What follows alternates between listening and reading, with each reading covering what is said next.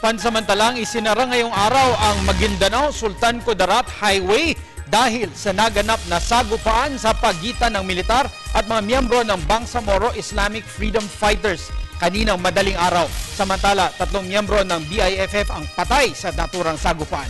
Si Waywaya Makalma sa detalye.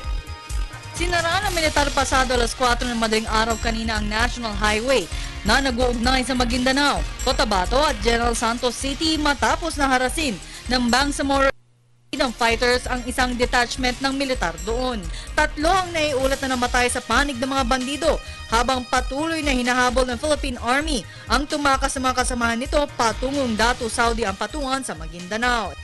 Today at 4:10 a.m., detachment of the 45th Infantry Battalion located in Batupia was harassed by more or less 100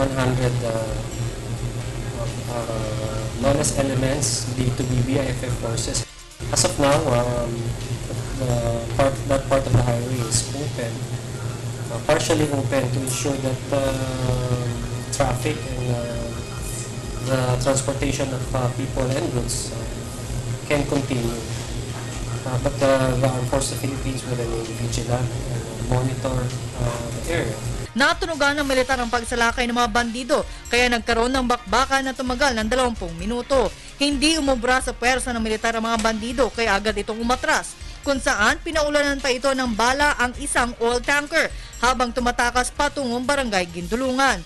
Maswerte namang hindi tinamaan ang pahinante at driver ng truck. Akong alas 10 naman ng umaga nag-detonate ng isang improvised explosive device ang EOD team ng Philippine Army. 300 metro ang layo sa sawmill detachment ng Kafgu sa barangay Makasampen. Isang bomba rin ang nakita sa malapit sa highway ng barangay Bagan, Makasampen.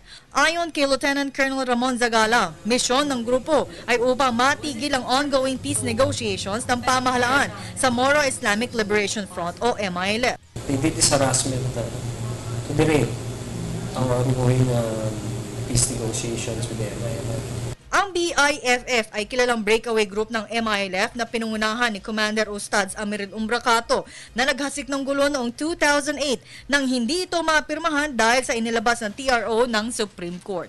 Para sa Telebisyon ng Bayan, Waywaya Makas.